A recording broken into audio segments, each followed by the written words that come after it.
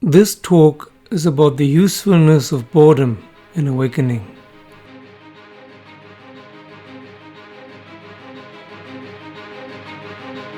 Good morning.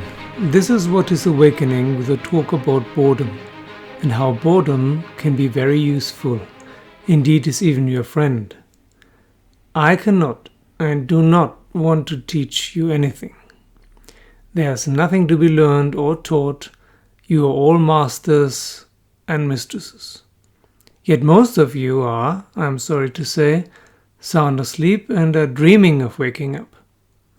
I cannot wake you up either, but I can run around with a lantern like Diogenes on the marketplace of Athens thousands of years ago, and maybe, just maybe, one of you will find this sufficiently enjoyable or annoying to suddenly wake up. The lantern light I want to employ today is boredom. Boredom is your best friend. It is a very reliable guide. I know most teachers tell you to practice this or that and then surely you will reach your goal. This, in my view, is marketing. It is improbable that you can walk the walk of anyone else. You have to find your own blind spots and your own path. But boredom is a universal sign that you are on the right path, on your right path. Everything that distracts you, everything that keeps you busy will also keep you asleep, including so-called spiritual practices. I know so many people who think, surely I must wake up any day now, for I have been meditating for years every single day. I'm sorry to disappoint, meditation is what enlightened men and women do naturally because they know that there's nothing to do and because their mind is not active anymore. There's no more inner dialogue, it has ceased. No more constant inner babbling. This is similar, although not that extreme, once awakening happens. This inner stillness is called meditation to the observer. But trying to meditate is like children playing cowboy and Indian or cop and robber or prince and princess and so on. That does not make the kids real cowboys and princesses. It is just imitation or emulation.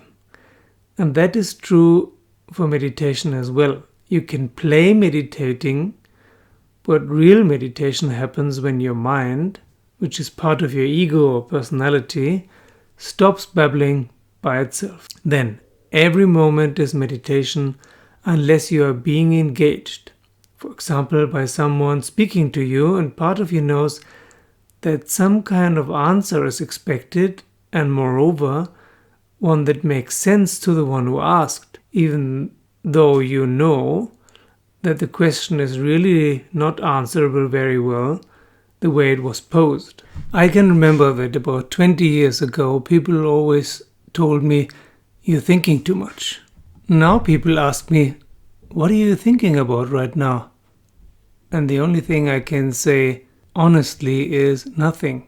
There's nothing going on in my head right now. So, before you're there, that is in a natural state of meditation, boredom is the next best thing. Once you do not run away from it, do not avoid it anymore, it shows you what actually is. At first it is horrible, horribly boring. The mind balks at it, like a horse shying away from a rattlesnake. But it is not dangerous, it is wonderful even.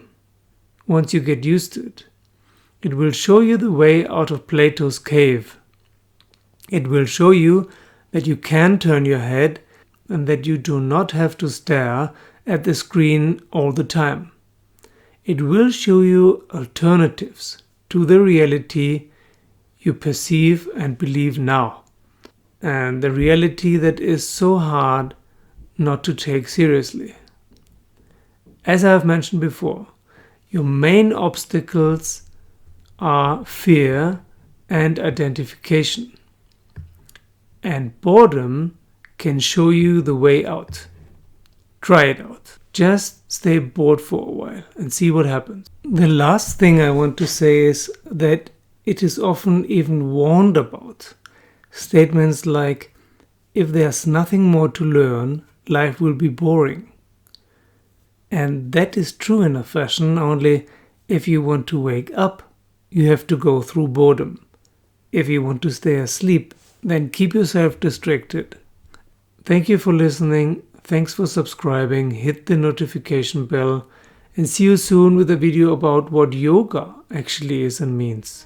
For it is far more than gymnastics and breathing.